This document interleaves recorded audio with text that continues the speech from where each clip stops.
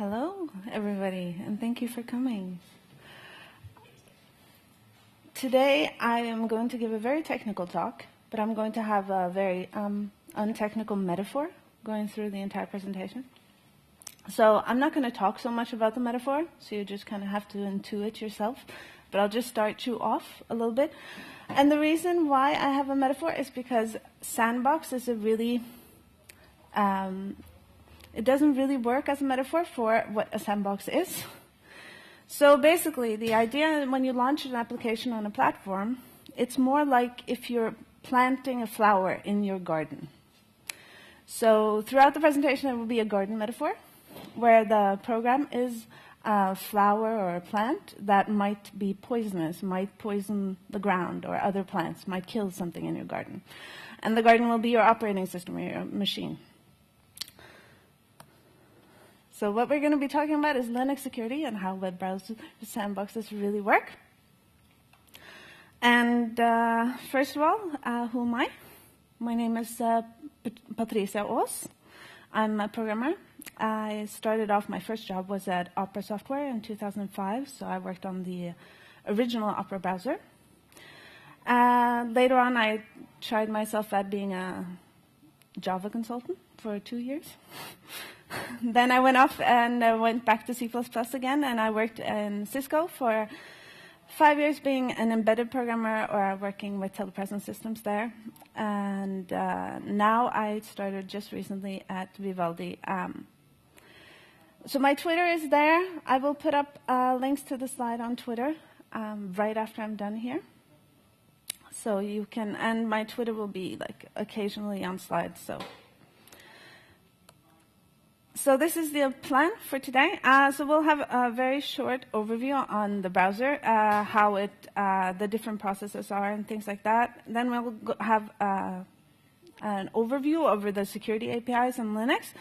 And then we're going to look at how these are used as we launch the browser. And at the end, just a couple of problems that we end up having. So first of all, I have to kind of explain which browser family we're talking about, and most people don't realize that there are browser families. But originally, nobody has written a browser from scratch since the 90s. So all browsers today belong to some kind of browser family. There are generally 4 browser families. One of them has been discontinued, which was the one that was in the original Opera browser. Opera went over to the Chromium Blink family for the rendering engine, and so that rendering engines exist today running Opera Mini. So you will see it if you have an Opera Mini client. It's very much used in Africa and Asia. But generally, we only have 3 left, and this is a part of it. So I'll just explain the history of it. The original browser engine came from KDE. Used to power the Conqueror browser.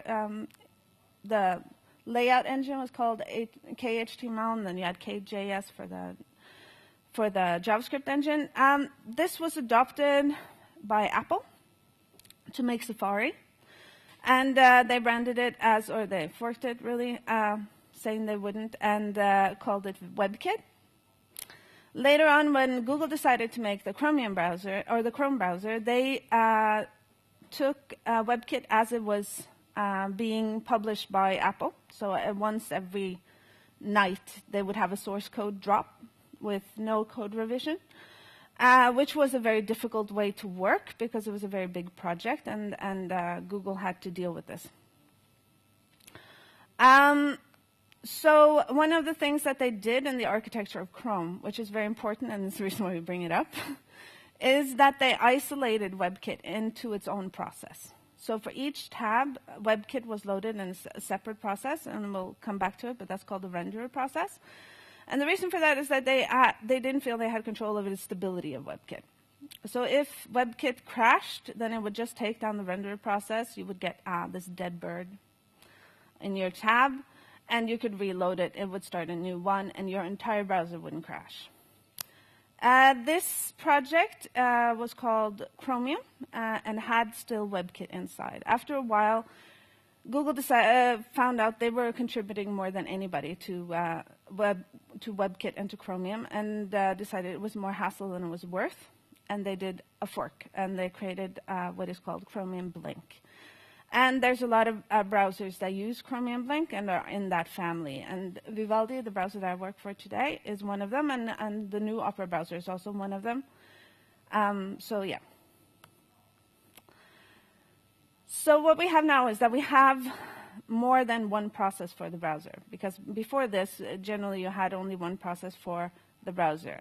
In Opera, we also had on Linux a process for the plugins, but generally there was a single process. So now we have multiple processes, and then we can start wielding the operating system APIs to do all sorts of things, and can be resource management. But in this case, they used this feature of their architecture to implement security mechanisms. And the sandboxing that they decided to implement, there's different versions of the sandboxing, and we'll go through that later on. But basically, there are two types of threats that it's trying to protect you from, and the one that is most famous is the external threat.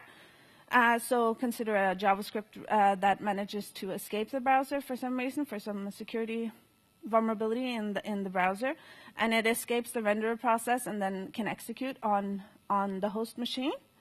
The idea is that even if you escape the browser, there is still protection mechanisms in place so that you won't be able to do any harm. You also have an internal system threat where you might have malware on your system, and your browser contains a lot of personal information, a lot of sensitive information. So a sibling program on your host machine, being like a malware or some kind of spyware or something, trying to mine your computer. They might try to p-trace your browser processes. It might try to make them crash so they can analyze the stack, memory dump, things like that. Okay, so that's the overview on why. So let's start off. I'm going to use Vivaldi as an example, but basically the layout is the same for all Chromium Blink-based browsers, so you can look at your own browser. So if you look at the executable files that you will find in your install directory, you will find 3. So in this case, Vivaldi and Vivaldi bin, and then Vivaldi Sandbox. And by the way, I have quite a lot of text on my slides, but you don't have to worry about reading them. It's mostly if you want to go through it later on, or if you want to read, of course.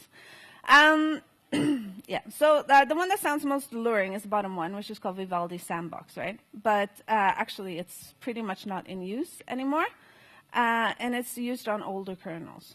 So we won't actually go that much into it today. So when you start your browser, you start with the bash script. Generally, it will set up some environments, and then it will launch the binary, so Vivaldi bin in this case.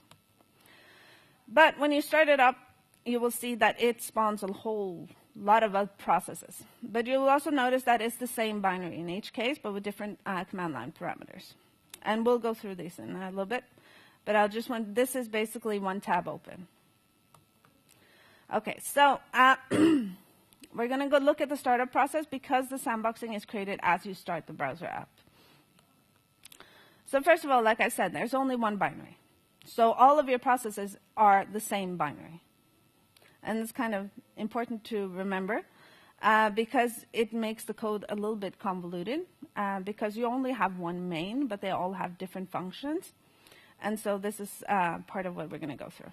Okay.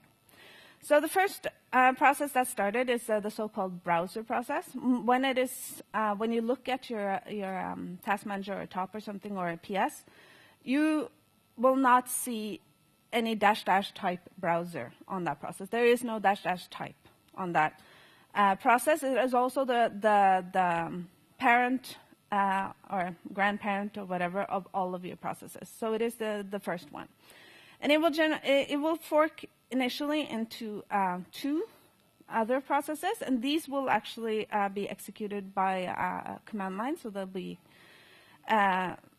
you will pass through main again for each of those 2, and then later those will fork again to several more. So you have the browser process. It is the trusted process in this family of processes. And it does all of the sensitive things. So it will run your UI, it will do your IPC to all of your other processes. It will do your networking, so any kind of network traffic will go through the browser process, then go through IPC to the renderer that's going to render the web page, and all sorts of things. So this is the trusted process that has full access to your machine. Then you have, in the beginning, there's going to be spawned a process called the SIGOP process. And if you look in PS, you will see that there are two SIGOP processes, a parent and a child. And these two are going to be in charge of, the parent is mostly only going to be functioning as a Reaper process, but the child is the one that's going to be forking into all of your renderers. So that's where all your tabs are going to come from. But we'll get into it, so don't worry about it. So then you have the renderer. The renderer is basically a tab, so for every time you open a tab, you will generally have a new renderer. These are spawned from the SIGOP process in the previous slide. And these have full sandboxing. Now, the SIGOT already has a lot of sandboxing already in place, but this is the most sandboxed process. Now, it isn't fully sandboxed right away. It almost fully sandboxed right away, but it will do a little bit in the beginning as it starts up to complete its sandboxing. This is before it executes any JavaScript, so you're still in what is considered trusted code. And then you have the GPU processes. Now, this is, for all intents and purposes, one process. It's split for sandboxing purposes, and we'll look at that, but it basically has one function. It is to compose the final window. It's the biggest function of the GPU process, because all of these processes are now creating frames for all of their different parts of the window, but you have to compose the final window, which is the browser that you see. And the browser that you see is an output of many different processes. And the GPU process is the one that composes all of these different layers. And it will also generally do anything else that has any contact with the GPU driver. So that will be things like hardware decoding, for example. Yeah, it has some sandboxing, and there's a little bit of a difference between the sandboxing of the GPU and the GPU broker, but we'll get back to that. This is kind of weird because you will see that you will have things like WebGL, where you have actual GL commands like coming out in the web process, but these are actually serialized and piped or passed over IPC over to the GPU process, which is kind of an interesting architecture. Okay, so basically, this is what's going to happen. In this diagram we're going to get back to, and I'm going to put more and more text here. So we'll just start with the easy one. There is only one binary, remember. So all of these blue circles are the same binary. But they have different names, and you can see the names when you do PS. So in the beginning, the browser will, and I will use the term fork, though that doesn't necessarily mean I'm using the fork system call. So you will see that it says one-sided forks, and the other side it uses clone. Now, clone is an underlying API that is oftentimes used to implement fork. And the reason why we're going to use it, because it takes more parameters, it has a lot of flexibility, and we can introduce some sandboxing as we do the clone. And we'll look at that. Then we have, so the first two processes that we create is the GPU process and the SIGOP process. And then later on, these will again spawn other processes. But basically, you can see that there are basically two families here. Of course, that's a simplification. Most of the time, that's what you'll see. The moment you start up with only one tab, you'll only see these processes. But there might be other processes, like for plugins or other things. But these are the main group of processes that you will see. Okay, so then we come to the Linux APIs. So these are the tools that we're going to be using to try to construct the sandboxing. So if you go to, in your browser, and you go to, in this case, Vivaldi://sandbox, or you could do the same for Chrome or any other browser, you will get this box here. That's that sandbox status, and it has lots of cryptic things in it. It might seem a little bit alarming that the first one says no. But as we'll get back to, the first one will generally say no on your machine. It's because it is a legacy solution for sandboxing.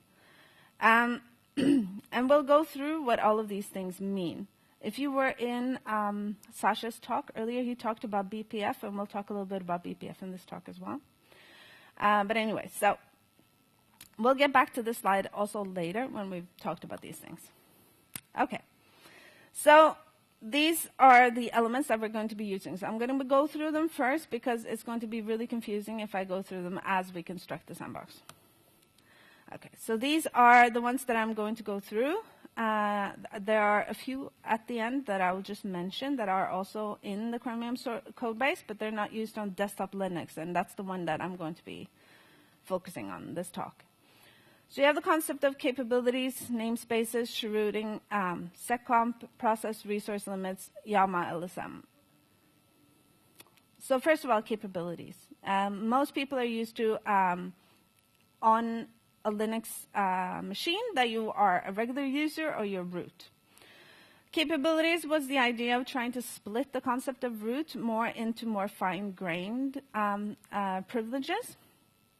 And so that you can have, as a process, have certain capabilities but not other capabilities, and that way isolate what this process is able to do. And at the bottom, I will generally have what kind of APIs are used that have this concept in mind. So in this case, it says capset, and then you could go on your Linux machine and do man capset. So basically, that's it. Okay, so namespaces, and this is very important because this is the reason why we don't need the Vivaldi sandbox process.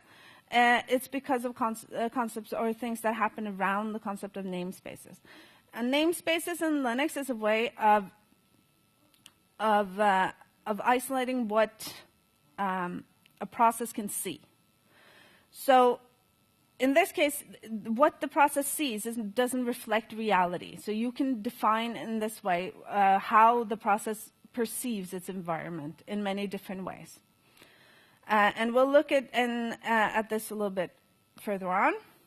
And chrooting is the most famous, I think, that we're going to go through today.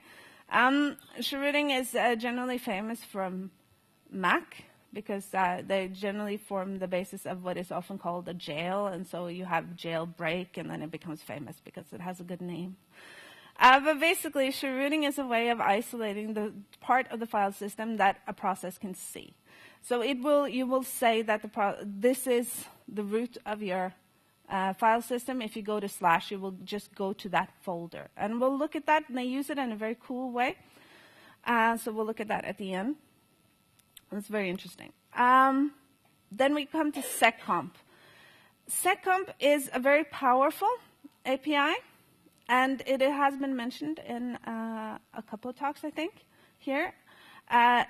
The underlying language for it, it's basically a virtual machine that exists inside of the kernel, and you can pass it a program. And we'll look at how that works, but it basically, as you can limit what kind of system calls that the application is allowed to do, and also if you want them to be allowed to do the system call, if you want them to fail, or how you want them to fail. So we'll look a little bit at that. Then you have resource limits. We'll touch on it a little bit. And so it's a way of basically setting up how much resources in certain categories that the process is allowed to have. Then you have the YAMA LSM, which is very... There's some code around it inside of Chromium, but it's basically only checked. So it will check the status, and the status can be checked in this file that I have the path to at the bottom there. And basically, it says 1 is adequate, I think. So I won't go that, well, I'll say a little bit. This is, no, sorry, wrong way, that way. This is remember I talked about internal, external threats? This is an internal threat sandboxing. So this one is trying to limit the rights other processes have to ptrace this process. Now, ptracing is a very powerful API that is used generally by debuggers like GDB. So you have massive access to the running process if you're ptracing. It's very low level, but you can do very powerful things, and these are the kinds of things we don't want any malevolent program to be able to do. So there's the LSM is for Linux security module. So this is a specific one, and it is mostly around p tracing, but there's some things around hard and soft links as well. I won't talk about that much because it's not used much. It's just checked. Okay, so other APIs that are also in use in Chromium are setUID and setGID.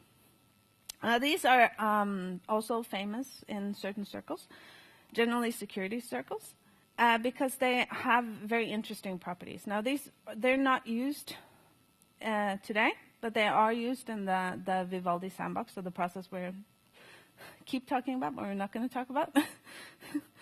But basically, it does something very interesting. If you're running an executable as a normal user, but this executable is owned by root, and it has this setUID or setGID set on the file, then inside of the file, the program can assume the rights of root and do root operations. And the reason why this has been used before is that namespaces that we just barely touched on. Previously, you couldn't create a user namespace without capsys admin, which is a root kind, almost a root kind of capability. And so you had to assume the role of root to be able to do that. But in modern Linuxes, that's not necessary anymore, and so we will create a user namespace without needing setUID. Then you have cgroups. Cgroups is very famous in certain circles again, this time in the container business, because a lot of these APIs that we're going to be talking about today are also very extensively used in containers, like things like Docker. So you will see these things come up because it's basically the same APIs. Cgroups is very much used in Docker, and it's basically to allocate what kind of resources that you want the process to have access to and how much, basically. So in desktop Linux, it's not in use, but it is used in Chrome OS, and it's used to implement some very interesting things. Like in Docker, you know that you can freeze a container, and then you can migrate it to another machine, and then you can thaw it there, and it just starts up right where it was. Okay, this is cgroup. This is cgroup functionality. And it's used in Chrome OS to freeze renderer processes. Because generally, Chromebooks have bad hardware, so this is a way of resource management on bad hardware. But it's not used on desktop, unfortunately, so you will generally see your browser taking a lot of resources on your machines. Okay, so then you have process groups. It's used for the Chrome driver, which might be famous if you're a web developer and you are using it to run your tests. But it's not very interesting for anything else. It's a way to group processes that you can treat them as a group. So if you put processes into a group and you kill a process group, then it kills all of the processes in the group and other things like that. Okay, so those are the tools. I'll mention them again as we go through. So what we are trying to do is we're trying to execute an untrusted binary inside of a sandbox. Now, this is the truth with modifications, as they say, because the binary is our own binary, right? So we trust that. But the thing is, we are going to be executing a virtual machine in there, executing JavaScript coming from the internet, and God knows who wrote that. Maybe you guys. Anyway, the thing is, we are considering it to be untrusted, right?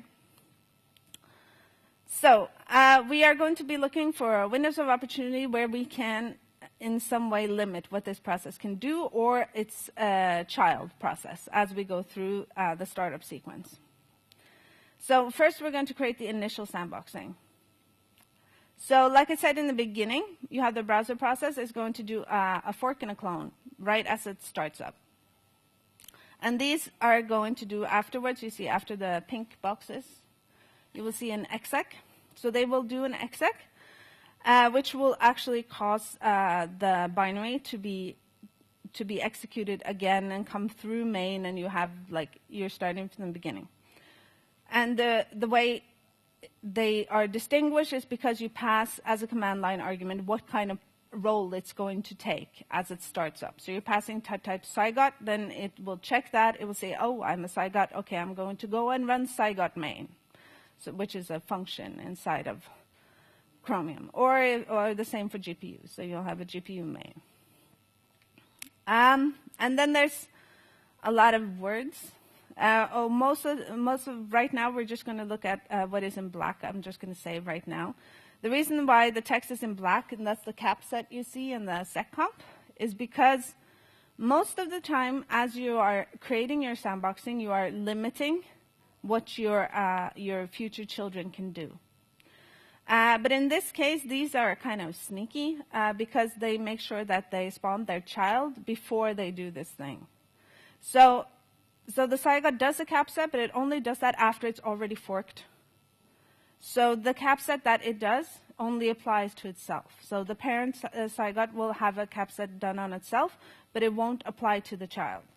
So the child will also do a cap set later on, but it will hold on to sysadmin, cap sysadmin. But we'll get back to that in a little bit. But it's basically an explanation of the diagram. And I'll come back to the diagram. So first of all, on Linux, you have the concept of a fork exec. It's sort of like a thing people say. And the idea is a fork will create a new process, and an exec will execute an executable inside of a process. So if you do an exec, you're already in a process. Now, I'm using the word fork all the time because it's the normal word to use, and it's also used a lot in the Chromium code base, but oftentimes a fork in Chromium will be a clone. And a clone is quite interesting, and we'll look at that in a little bit. Okay, so we're looking for windows of opportunity where we can actually limit this new process that we're creating. So if we do the initial sandboxing, we have the browser process. It will do a clone or a fork, and then it will do an exec. So you have many different stages at which you have a possibility of limiting these child processes. But after that, the other processes will only be using fork, and then you have not so many stages where you can introduce something. So if we go back again, so you have, if you have a fork exec, you have before fork, at clone if you're using clone, before exec, so now you've created a new process, but you haven't exec yet, and then you have at startup, you're coming through main again, so you've passed maybe command line arguments, so now you have the possibility of doing something as you're starting up again. But with fork is basically before and after. There's no other windows of opportunity there. Okay, so the initial sandbox construction, and you'll see, I'm going to be writing in the top left corner which processes that this applies to. It's just trying to keep it in mind. But don't worry if you get confused, because I'll bring up the diagram again, and then you can always look at the slides. So the initial sandbox construction, the most important thing we're going to be doing here is creating the namespaces for the Cygot process. Because remember, the Cygot parent has a Cygot child, which has all of the renderers as children. And these are the ones that we are most afraid of. So so this is the part where we are building most extensively sandboxing. Yes. So before you fork or clone, you have basically how fork and clone works in general is that you have a process, you are going to make a new process, and the fork call is basically copying the entire memory of the process you're in into the new process.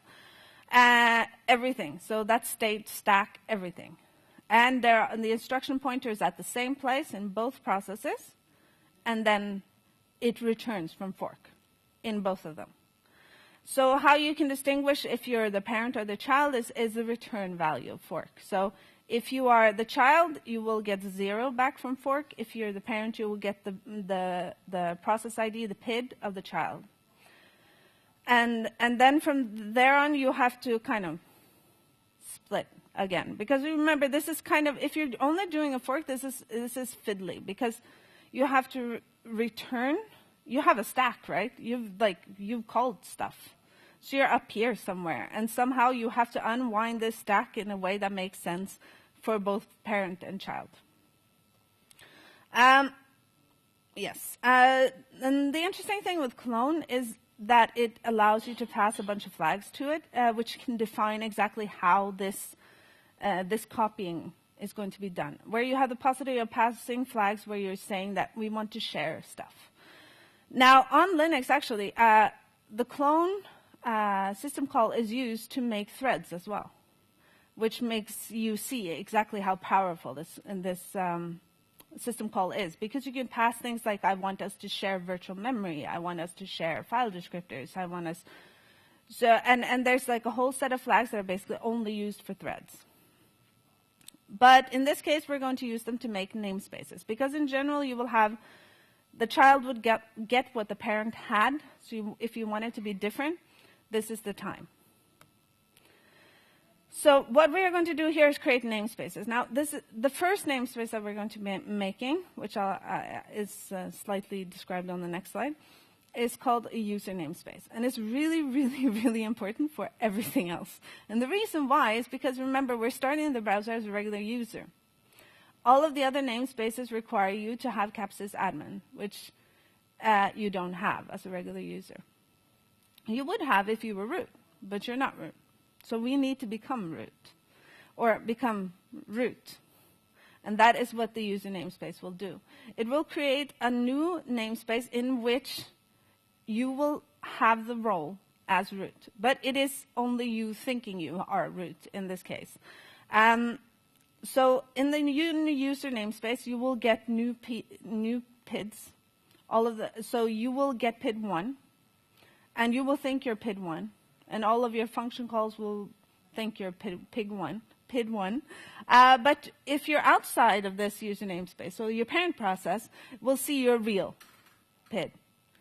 But inside of this namespace, you are root. And now you can do root stuff. And that's what we're going to do to make more namespaces.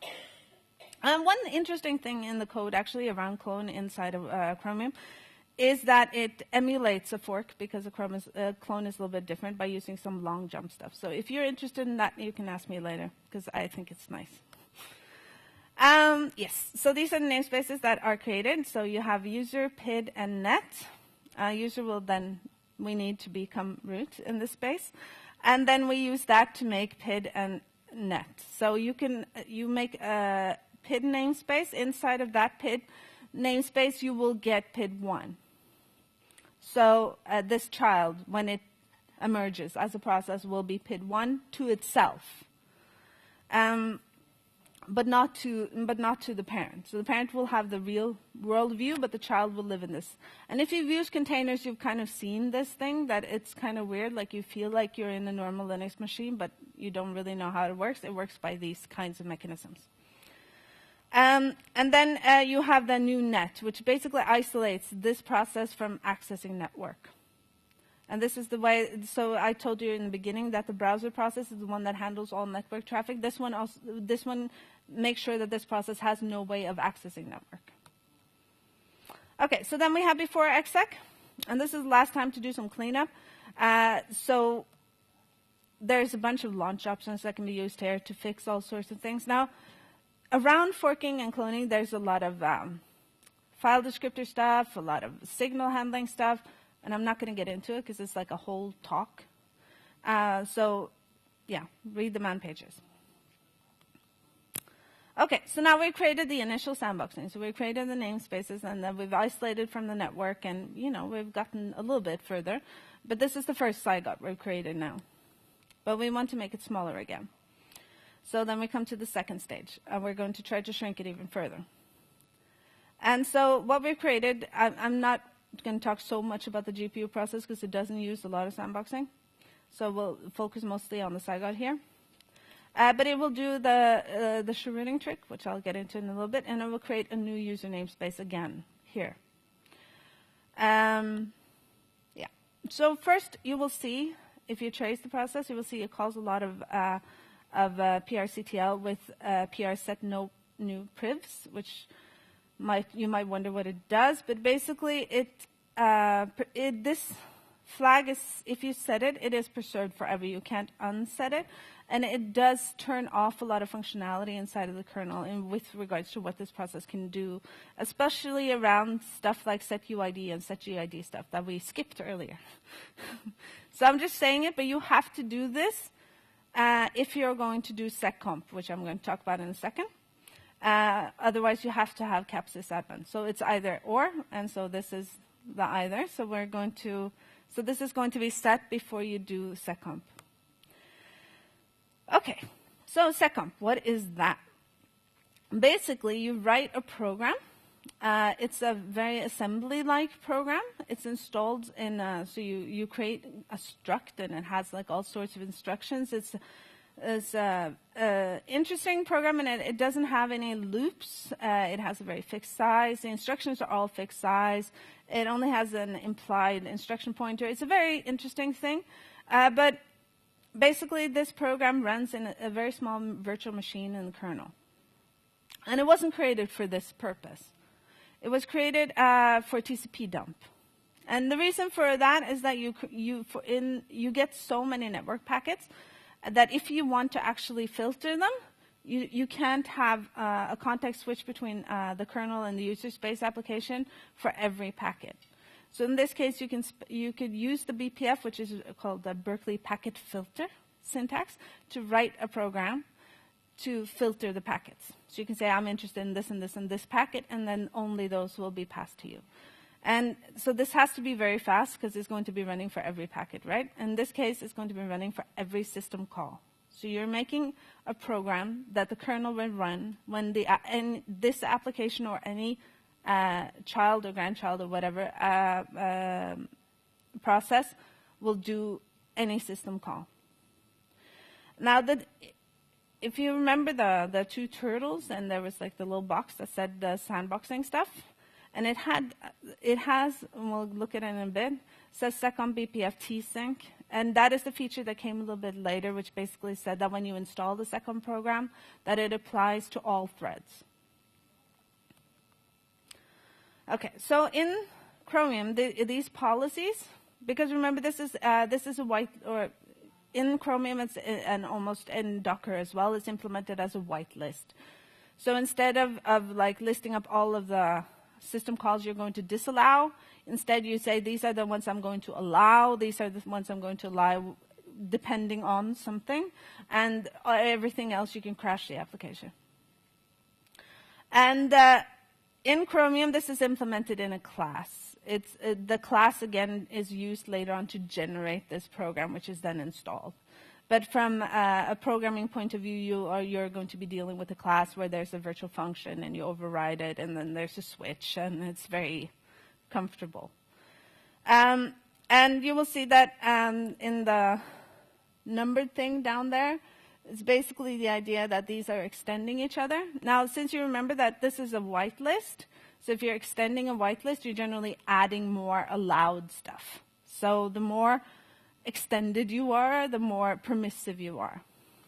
And yeah, so what you will see, the reason why the GPU broker process was pulled out of the GPU process is because it needed a more permissive sandboxing. So it is to be able to have two different policies in those two processes. Okay. Yeah, so Saigon parent will create a new namespace. But in this case, it won't create a new namespace by calling clone like we did the first time. In this case, it will use another system call, so called unshare. And that will just take the process that you're in already and move it to a new one. Yeah. Okay, and this one I like. This is my favorite. Yes, they're using Chroot. And generally, you will use Chroot to make a jail, so you want to make like certain part of the file system that this process actually has access to. And I'm sure most of you have looked at web development at some point, and you know that there are several APIs for writing files or databases or whatnot from web, right? But in this case, I've also said that access is generally coming through the browser. And this is going to make sure that you can't touch the file system at all. And I said earlier about clone, that it had interesting flags, and in this case, we're going to use that. It clones, so you're in the parent zygote, and it clones a child. And it clones a child with a flag called clone FS. This flag says that the parent and child will share certain file system attributes. Most importantly, it will share the same chroot, and it will share the same current working directory, which means that if either process chroots or changes current working directory, they will change together. Now, what they do is that immediately after this, of cloning this child with clone FS, it chroots itself to a directory which is process specific. It's specific to the child. And it chroots into that directory, changes directory into that directory. And remember, these people change, these processes share, so both of them are moved. And both the parent and the child are now in this process-specific directory belonging to the child. And then the child exits. The directory is deleted. And the parent is now in a directory that doesn't exist and has lost all access to the file system, which I think is kind of cool. Okay, so then you have the dropping of capabilities. So the parent zygote will drop all capabilities right after forking the child zygote. The child zygote will drop all capabilities except cap sysadmin, so that it can use it to create a PID namespace later on. Yeah, and then you have certain small things that are done inside of the renderer, like it's using set rlimit to limit the address space or the virtual memory of the renderer process, and rlimit data to set the maximum size of the data segment. Okay. So basically, the idea here is that you want to make it as restrictive as you can get away with. And the reason why I say get away with is because this is an existing technology, right? Sandboxing was introduced in a model that already existed. So sometimes you have to allow stuff because that's how the web is. But in this case, most of the time they're moving dangerous things into trusted applications, and they're using IPC to talk to the things that are untrusted, and then isolating the untrusted things as much as possible. Okay, I'm almost done, I promise. Okay, so this is just an overview again. We've gone through most of this stuff, but basically all of the processes in the outline part has no access to the file system. The concept is here is trust is relative. Some processes are more trusted than others, but most processes inside of the Chromium space are untrusted to a certain degree.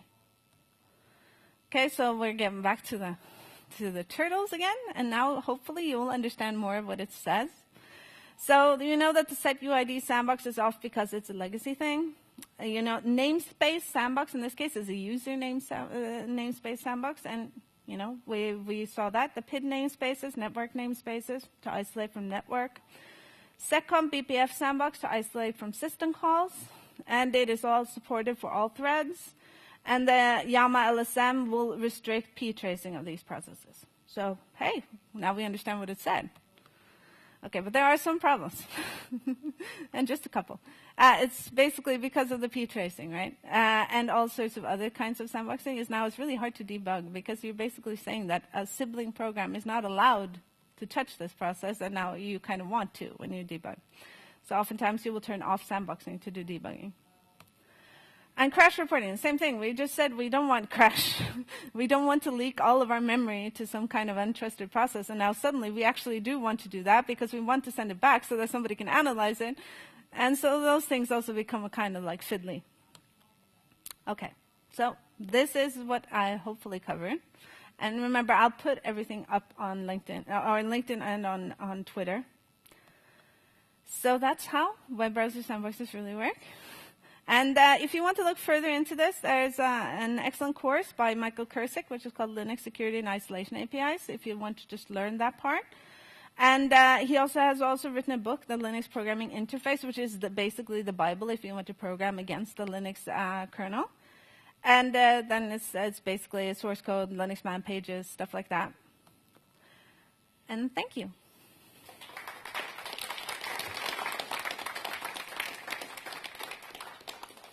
So, any questions? Yes?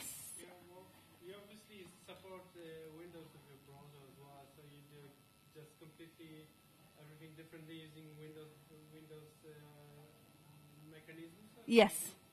Yes, this is a very, very platform-specific implementation because of the APIs that are available. So there's a whole separate implementation for Windows, yeah, and for Mac. Any more questions?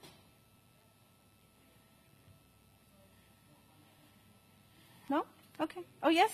Sorry. You said that when you are running debugging, you want to trace.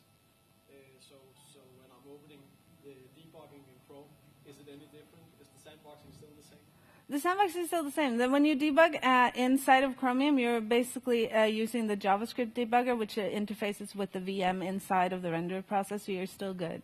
But if you want to make a browser and you want to actually debug the browser itself, then suddenly it's very difficult to touch stuff as sandboxing is on, because that was one of the purposes of sandboxing, was to protect yourself from things like that. Yeah. Yes. Very unfortunate to have ptrace off if you want to run GDB on your browser. Yes? Just wondering about, I mean, you said that the child processes were completely isolated from being able to store files, etc. Does that mean the main process is doing things like storing cache, web pages, and all the network connections? Yeah. So there's a massive, I could do a whole talk on the IPC mechanisms that are in use in Chromium. It's very interesting, actually. But it is massive. It uses a lot of virtual memory and stuff to move information from place to place, serialization of stuff, and it's a whole system in itself. So you get that many processes, and then probably, especially in the main process, you get like thousands of threads to actually deal with all the tabs and all the icons. Actually, there are not that many threads per process, but because generally each process is taking care of itself. So you generally have you have an I/O thread, you have the main thread in the browser, but that's more concerned with running the UI, because there are main threads in the renderers that are doing the JavaScript, so they have their own processes. So this is also a nice way of doing separation in that way, so you don't have everybody walking on top of each other. Yes? You said something about the GPU process doing all the GPU communication. Yes. And also something about WebGL has to be serialized and then pass through that process to IPC. Mm-hmm. Does that also count for use cancellations in system animations that use GPU acceleration? Yeah, anything that will run on the GPUs, that would be shaders and stuff that you write yourself. It will be serialized through that. And but it's also interesting that you can have different versions of GL on both sides of the pipe, because the serialization will hide that from you. But it is surprisingly performant. And you probably have already seen that running your browsers, how performant it is. So I would actually like to do a separate talk just talking about that specific pipe, because I think that's very interesting, how that is possible to do. But it's generally to protect, like in one case is that you don't want to be loading the GPU driver, and it needs a lot of access. But at the same time, also you can now afford for the GPU process to crash, which is kind of an interesting thing. Like, how do you do that? And you might have seen it happen yourself. Do you do any kind of validation of the OpenGL commands that go to the GPU process? Well, it has to be parsable, right? And it has to serialize and it has to deserialize, so there's something in there. But I have to say I haven't looked that much into that code, so that's why I would like to do a talk on it. Could dig into it, because it's very interesting, I think. Yeah, graphic drivers are usually not the place where you look for security holes, and now when it's available to JavaScript, then I guess there's a whole bunch of buffer overflows, errors. Yeah, and there's actually mechanisms for blacklisting graphics cards. So there is a whole list of blacklisted graphics cards, which will might cause you to fall back to software rendering. Yeah, so it's an issue. Also because the different graphic drivers could crash and take down your GPU process. So this is it's a whole talk again. I can do this many times. Any more questions? Okay. Well, thank you.